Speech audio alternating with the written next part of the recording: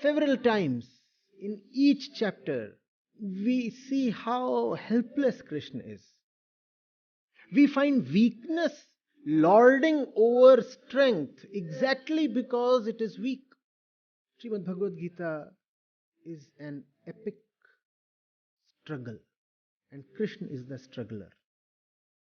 It all tugs at your heartstrings. It's actually a song, as much of melancholy as of wisdom. That's the reason I love the Gita.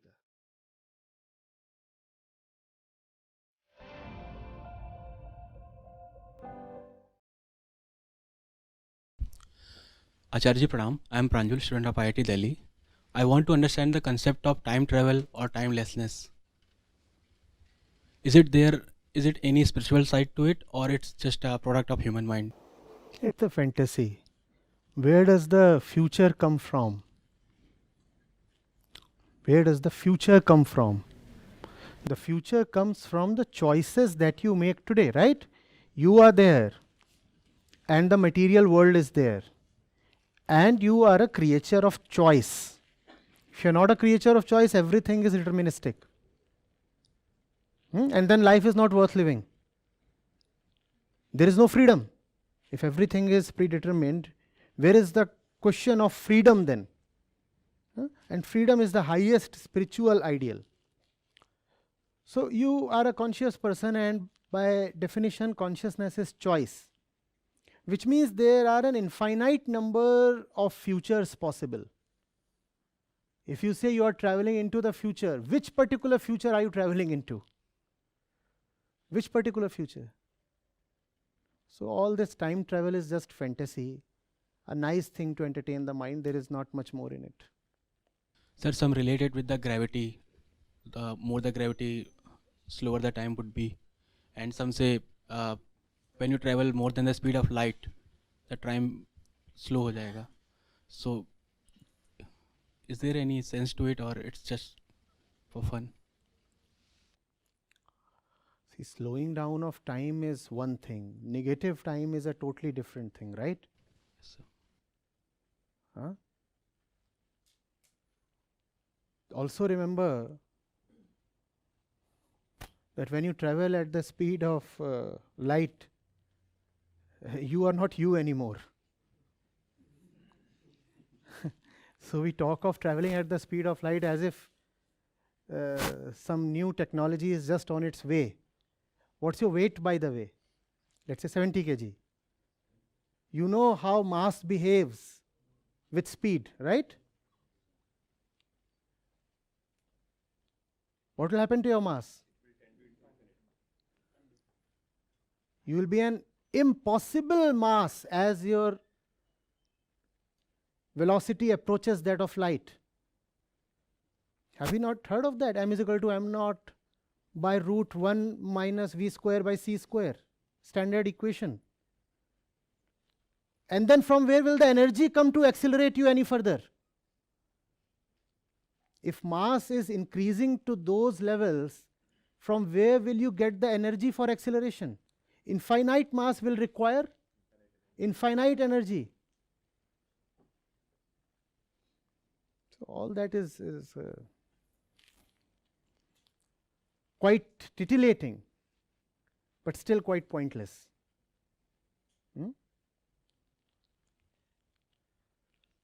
Yes. Sir, sixth sense के बारे में जानना चाहता हूँ. I have often heard mostly from women, that they have sixth sense. Is it for real or just?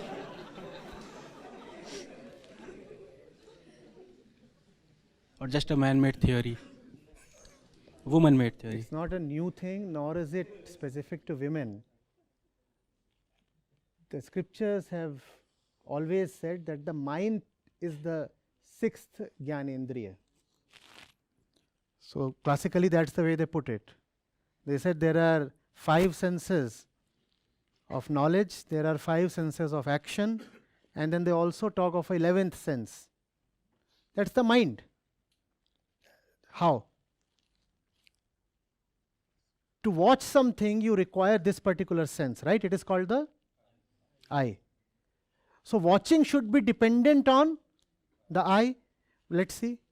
Close the eyes. Close your eyes. How many of you are still not watching something? Is it so that you're not watching anything now? You're still watching, right? From where is that coming? That's coming from the mind. That's the sixth sense. Even if you plug your ears, you'll still hear sounds. From where are those sounds coming? From where do dreams come? They all come from the mind. So the mind is the sixth sense, nothing else. So what is this, this thing that you classically call as the sixth sense? It is nothing but the deposit of past experiences. You see, each single one of us is carrying millions of years of experiences in every single cell, right? That's the process of evolution. We have not just descended in one particular day. All those experiences are contained within us. There is a reason why you have the thumb. Why do you have the thumb? So this thumb is coming from experiences of the past, right? There is a reason why you don't have a fifth finger. You have a, when you have a thumb, then you are able to do something very special. What is it? This kind of a posture is not possible with a fifth finger. And the moment you can do this, you can hold something. Are you getting it? There is a reason why your brain is more developed than the brain of the monkey or the chimpanzee, because you walk on these 2 feet, and therefore you can have subtler blood vessels in your brain. The blood pressure reduces when the head is erect. If you are walking on all fours like animals, then the head and the heart are at the same horizontal level. The blood pressure is higher. So finer vessels cannot develop there. And when you have finer vessels, then you have finer intellect. So all this is coming from the past, and we have accumulated experiences of the past, and those experiences are helpful. A little rabbit, tell me, how does it know that it has to become alert when a cat approaches it? Has the rabbit been shown pics in advance? This is Catty, and run away when you see her. Has that happened? But very small rabbit, 15 days old, and still if it sees a cat, it knows, run. Run. How does it know? That knowledge is contained in the body. That knowledge is contained in the body. So the human body too, just like the rabbit's body, contains a lot of knowledge from the past. And that knowledge is helpful when you have situations that are identical to those in the past. That's a huge condition, mind you. For a rabbit, knowledge of the body is sufficient because the rabbit never faces a condition that is not similar to conditions it has faced in the past, right? The rabbit was living in a jungle 10 lakh years back. The rabbit is still living in the... So all the physical knowledge is helpful because the conditions are repeating themselves. But human beings, we are no more living in conditions that are identical to the ones millions of years back. So the knowledge that is there in the body can be helpful or can be very dangerous. The knowledge in the body can be helpful or can be very dangerous because our conditions have changed. Are you getting it? A rabbit looks at a female rabbit and runs after her. And that is all okay because the rabbit is in the jungle where it is an animal of prey, which means its population is constantly being attacked. Therefore, it needs to procreate at a rapid speed. Therefore, the rabbit's body says the moment you look at a female, pounce upon her. Otherwise, the entire species will go extinct, and that is all right. But the same knowledge is there in the man's body as well. It's just that you are no more threatened. In fact, today you are the species that is threatening all other species.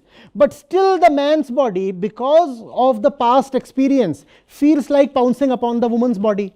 It's not that the man is to be condemned as over-sexual. It's just the evolutionary training of the past. To have a stable population, You needed to have the woman constantly pregnant. Otherwise, mankind would have gone extinct. But that kind of an obligation, does it exist even today? It does not exist today.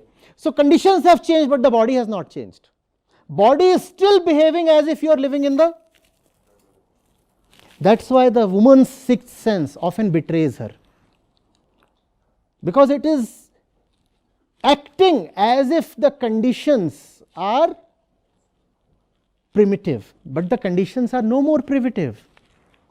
Therefore, you have to be very careful when you have intuitions or instincts and advices from your sixth sense. You have to be very careful. It can be useful and it can be very dangerous. Are you getting it? Sometimes it can be useful. For example, you smell smoke. Immediately the adrenaline levels in your blood will spike. Why has adrenaline risen in your blood? So that you can have more glucose, which is more energy, so that you can, because you used to have forest fires in the past as well.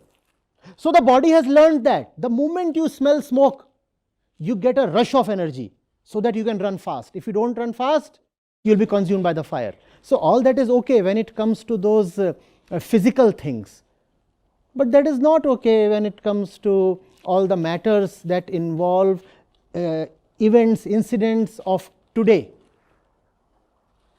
Are you getting it? So you should learn to be a witness of your sixth sense, which means you must learn to be a witness of your mind. The mind will tell you something. Does it happen or not? Someone comes to you, and even without knowing much about the person, you feel like saying, oh, this is a wicked fellow. Does it happen or not? Women claim to have a more active sixth sense, so it happens more with them, right? Now, why does it happen more with them?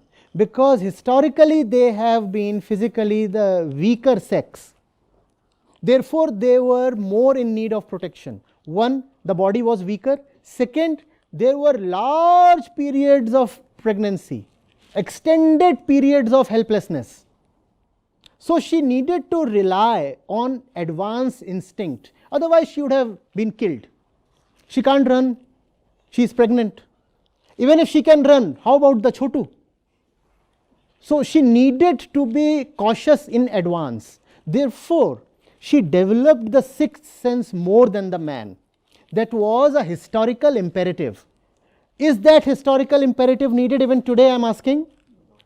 No. So there is no need to talk so much about the sixth sense, etc. Rather, talk about wisdom. Your wisdom is far more important than any sense or something. Spirituality is about transcending all senses. All wisdom is about transcending the mind. Do not depend on your thoughts, your emotions, and also your instincts. None of them matter too much. To some extent, they are useful, yes. Beyond that, you should know that they are just biological, physical, so they cannot be trusted. Are you getting it? Do not just say it is my gut feel. The gut feel and all is not of much worth. Or that thing today, that vibes. Vibes. I am not getting the right kind of vibes from this fellow.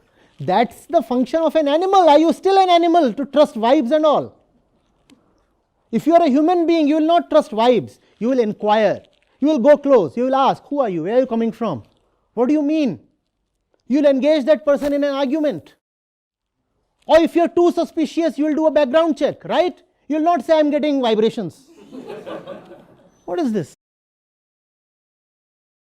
So all that is a thing of the animal. Do not be too respectful of that.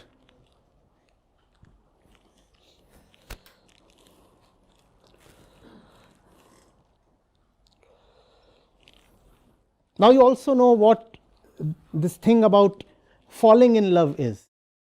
That too is a biological thing coming from the past. Just as you get bad vibes, they also call it low frequency vibrations, right? Science is indeed progressing. Low frequency vibrations. Wow. Huh? Frequency match nahi kar rahe. Nice. So not all that. The other side of the coin is you look at someone and say, oh, this is the one for me. I'm getting just the right kind of vibes. नहीं, ऐसे नहीं पता लगना. The senses are not trustworthy. Thoughts deceive. Experiences are partial. Do you know the great thing about the Jain philosophy? From where has it brought non-violence to you? It's called Nayavad. It says, do not trust, do not trust. All experiences are to the ego, do not trust. No experience is trustworthy. All the knowledge that you have is partial because you are the partial entity. You are the ego and the ego is never complete. The ego is an apurna thing, partial. Therefore, never trust your senses, which means do not trust your eyes, do not trust your ears, and never trust your inquire. And that's what gives the Jain path and consequently the entire Indian thought a lot of tolerance. Because you say, whatever I am saying is partial. Whatsoever he is saying is partial. So how do I attack him? I cannot say what I am saying is the absolute thing. And even that which he is saying can never be the absolute thing. So how can I attack him? How can I attack him? Know that all this is just very partial because the recipient of all sensory input is the ego. It is the ego to which all the senses deliver their messages. And that's the ego by definition is partial, not absolute. So, inquire, know. Be a witness of the mind. In that, the knowers have said that there is completeness.